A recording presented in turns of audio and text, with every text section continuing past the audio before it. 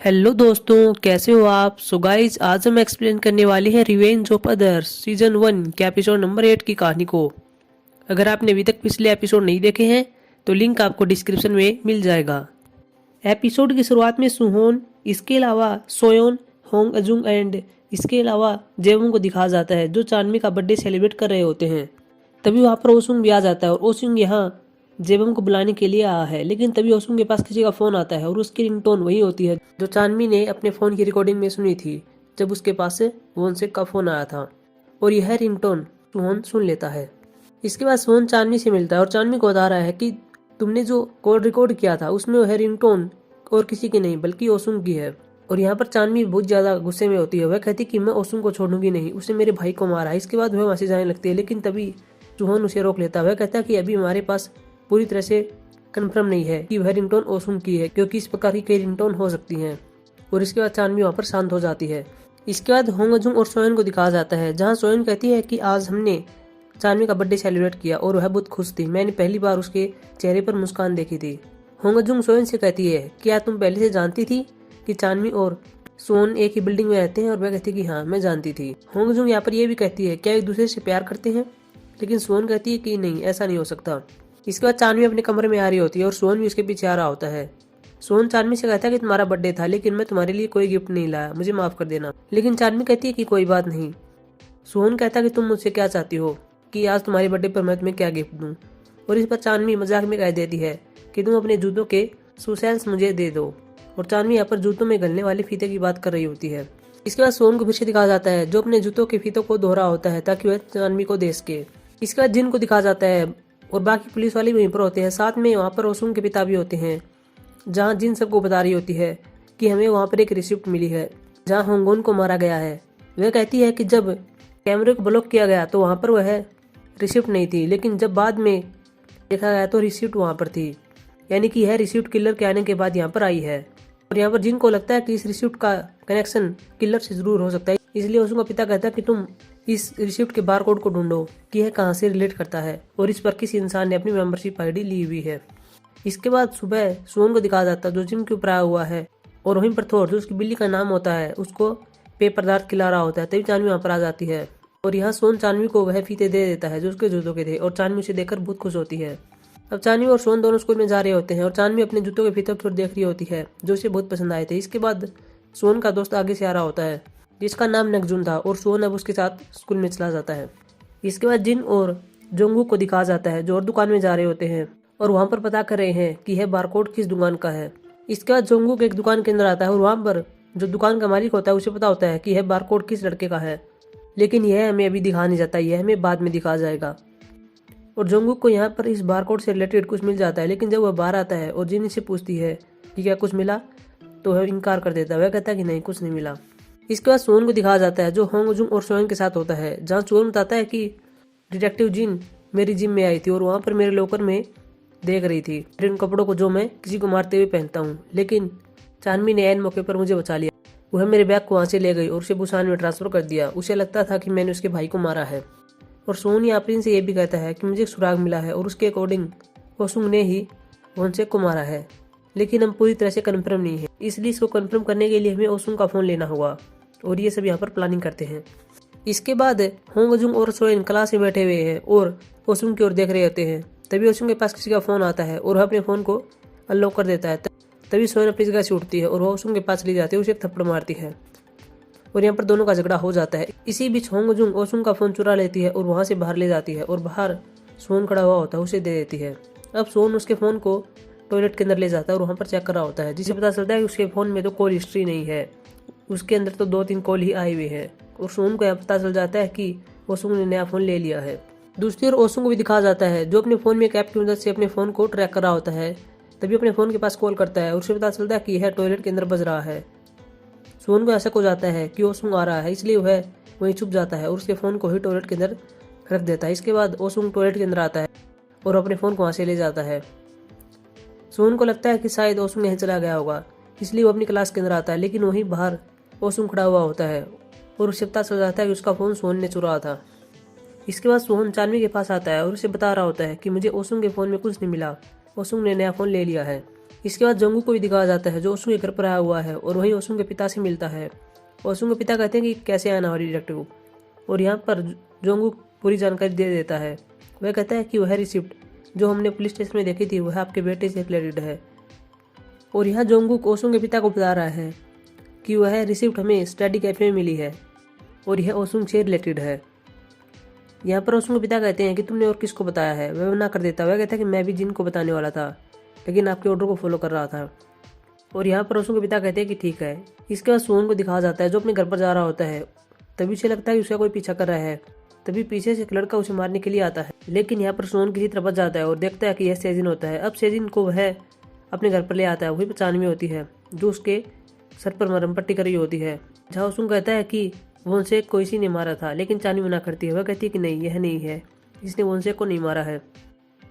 सेजिन यहाँ पर चांदनी से माफी मांगता है। वह कहता है कि तुम्हारे रूम में जितनी भी चीज़ें थी सभी चीज़ों को मैंने ही तोड़ा था। मैंने सोचा यहाँ पर सुहोन रहता इसलिए मैंने ऐसा किया। चांदनी कहती है कि तो तुमने ही मेरे स्कूटी के ब्रेक फेल किए थे, मैं मर सकती थी। लेकिन सेजिन कहता है कि उसका मुझे नहीं पता, मैंने तुम्हारी स्कूटी के ब्रेक फेल नहीं किए। इसके बाद जोंगूक पुलिस स्टेशन में आया हुआ है और वहीं पर ओसुंग के पिता से मिलता है, जहां जोंगूक ओसुंग के पिता को बता रहा है कि जिस टाइम होंगोन की मृत्यु हुई थी उस टाइम ओसुंग स्टडी कैफे में था। और यहाँ पर ओसुंग के पिता कहते हैं कि मैं जानता था, वैसा नहीं कर सकता। और यहाँ पर जोंगूक ये भी कहता है कि इस बात का कोई सबूत नहीं है कि वह स्टडी कैफे में ही था। वहाँ पर कोई वीडियो नहीं थी जो बता सके कि वह स्टडी कैफे में पढ़ रहा था। फिर जोंगूक बाहर आ जाता है और तभी जिन बाहर होती है और उसे देख लेती है कि वह ऑफिसर के कमरे में क्या कर रहा था। इसके बाद सुहोन को दिखाया जाता है जो अपनी क्लास में होता है। इसके बाद वह जीह्यून के पास जाता है और उसे कहता है कि मैं पढ़ाई में बहुत कमज़ोर हूँ, मेरी हेल्प करो, मुझे तुमसे ट्यूशन चाहिए। और यहाँ पर जीह्यून बहुत खुश होती है। वह कहती है कि तुम मेरे घर पर चलो, और सुहोन कहता है कि ठीक है। इसके बाद चांदनी को दिखाया जाता है जो शूटिंग रेंज में आई हुई है और वहीं पर जेबम आ जाता है। अब चांदनी जेबम से बातें कर रही होती है और कहती है कि मुझे ओसुंग से बात करनी है, तुम हमारी मीटिंग फिक्स कराओ, मैंने जीह्यून को मारा है, मुझे उससे माफ़ी मांगनी है। और यहाँ पर जेबम कहता है कि ठीक है, मैं कुछ करता हूँ। इसके बाद पुलिस स्टेशन में एक आदमी का फ़ोन आता है और तभी जिन उठा लेती है और वह आदमी जिन को बता रहा था कि डिटेक्टिव जोंगूक कहाँ पर हैं। और जिन कहती है कि वो अभी यहाँ पर नहीं है, क्या काम था। और वह आदमी यहाँ पर उन रिसिप्ट के बारे में बातें करता है जो उसने जोंगूक को बताई थी। और यहाँ पर जिन कहती है कि तुम कहाँ से बोल रहे हो, मुझे अपनी लोकेशन दो। इसके बाद वह आदमी अपनी लोकेशन देता है। उसके बाद जिन उस आदमी के पास चली जाती है और यह आदमी वही होता है जो पहले जोंगूक से मिला था और इसी ने उसको वीडियो दिखाई थी। उसके बाद यह जिन को वीडियो दिखाता है जिनमें जिन को पता चल जाता है यह रिसिप्ट तो ओसुंग की है और ओसुंग ऑफिसर का बेटा है।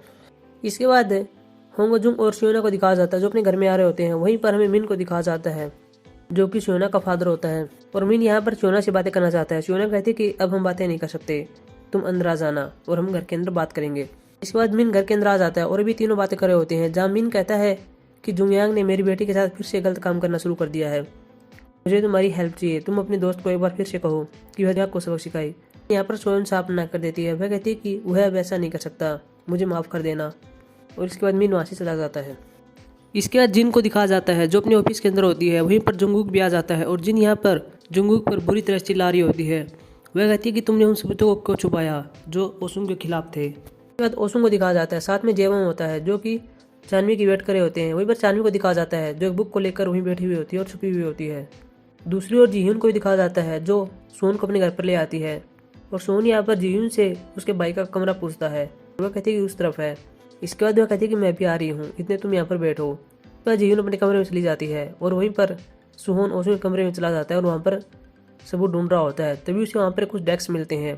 वहाँ पर 3 डेस्क थे, 2 डेस्क खुल रहे थे लेकिन तीसरा डेस्क को लॉक किया हुआ था। इसके बाद उसे पता चल जाता है कि जीह्यून नीचे आ रही है। इसके बाद वह उस कमरे से निकल जाता है। अब जीह्यून सोन से कहती है कि चलो हम पढ़ते हैं, लेकिन सोन कहता है कि मुझे भूख लगी है। इसके बाद जीह्यून कहती है कि ठीक है, मैं तुम्हारे लिए खाना बनाती हूँ। इसके बाद वो किचन में चली जाती है और सोन ओसुंग के कमरे में आ जाता है। साथ में जीह्यून यहाँ पर उसने जो कुछ भी बनाया है उसकी फोटो खींच लेती है और अपने इंस्टा पर पोस्ट कर देती है।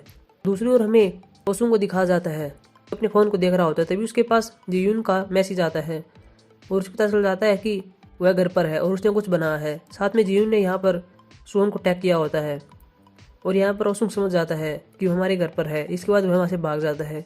वहीं पर चांदनी होती है और अब वह सोन को कॉल करने की ट्राई कर रही होती है, लेकिन सोन अपना फ़ोन बाहर ही छोड़ देता है। इसके बाद सोन को भी दिखाया जाता है जो ओसुंग के कमरे में अंदर होता है और उस डेस्क को खोल लेता है और उसके अंदर कुछ फोटोज होती हैं में जेवम और वोनसेक दोनों साथ में होते हैं। इसके बाद ओसुंग को भी दिखाया जाता है जो भागकर अपने घर के अंदर आ जाता है और उसे अपने घर में सोन दिख जाता है और वो उसे मारने लगता है। इसके बाद वो एक गमले को उठा लेता है और जैसे उस पर मारता है तभी वहाँ पर जिन बीच में आ जाती है, उसे रोक लेती है। वह जिन से कहता है कि तुम कौन हो। वह कहती है कि मैं डिटेक्टिव जिन हूँ और मैं तुम्हें गिरफ्तार करने के लिए आई हूँ। वह कहता है कि मुझे मेरे पापा से बात करनी है। जिन कहती है कि तुम्हारे पापा पहले से जानते हैं। इसके बाद जिन ओसुंग को वहाँ से जेल में ले जाती है। इसके बाद सुहोन चानमी के पास आ जाता है, जहाँ चानमी कहती है कि तुम ठीक हो, तुम्हें कुछ मिला। ओसुंग एक कमरे में वह बताता है कि कुछ खास नहीं मिला, लेकिन कुछ तस्वीरें मिली हैं जो बहुत अजीब हैं। इसके बाद सोन के बाद डॉक्टर का फोन आता है और कहता है कि तुम्हारी माँ आईसीयू में है। इसके बाद चानमी और सोन दोनों सोन की माँ के पास चले जाते हैं, जहाँ वे अब सोन की माँ को देख रहे होते हैं। इसके बाद वहीं पर डॉक्टर आता है और अभी दोनों उससे बातें कर रहे होते हैं, जहाँ डॉक्टर कहता है कि तुम्हारी माँ ठीक हो जाएगी, तुम चिंता मत करो।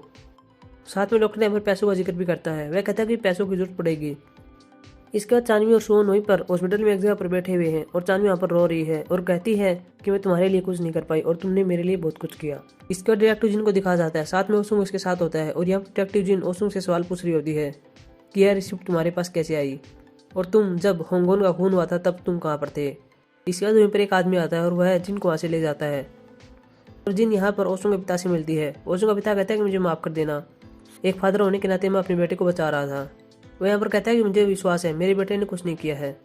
जिन कहती है कि ठीक है, देखते हैं सर। इसके बाद ओसुंग को फिर से दिखाया जाता है जो जुंगयांग से बातें कर रहा होता है और जुंगयांग को बताता है कि मुझे पुलिस ने पकड़ लिया था और मेरी इन्वेस्टिगेशन हो रही थी, लेकिन इसी बीच मुझे कुछ पता चला है। वह कहता है कि तुम्हारे प्यार के साथ जो भी कुछ किया है वह सोहन ने किया है, इसलिए हमें सोहन को पकड़ना होगा। इसके बाद सोहन को भी दिखाया जाता है जो सोहन और होंगजुंग के पास आया हुआ है, जहाँ सोहन कहता है कि मुझे एक बार वह काम फिर से करना है, मुझे पैसों की जरूरत है, मेरी माँ आईसीयू में है। लेकिन सोहन यहाँ पर मना करती है। वह कहती है कि इसमें बहुत खतरा है और पुलिस भी पहले से तुम्हें ढूंढ रही है, मैं ऐसा नहीं कर सकती। इसके बाद वह मना कर देती है और सोहन को वहाँ से भेज देती है। इसके बाद होंगजुंग को दिखाया जाता है जो मिन के पास आई हुई है और उसे गहरी होती है कि हम काम करेंगे, हम जुंगयांग को सबक सिखाएंगे।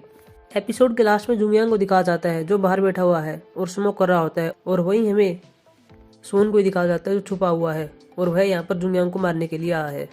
इसके बाद जुंगयांग अंदर चला जाता है और सोहन भी उसके पास आ रहा होता है और इसी के साथ इस एपिसोड को समाप्त कर दिया जाता है। सो गाइस, ये थी हमारी explanation revenge of others season 1 के एपिसोड नंबर 8 की। आशा करूँगा आपको पसंद आई होगी। वीडियो को लाइक करें, चैनल को सब्सक्राइब करें। Thank you.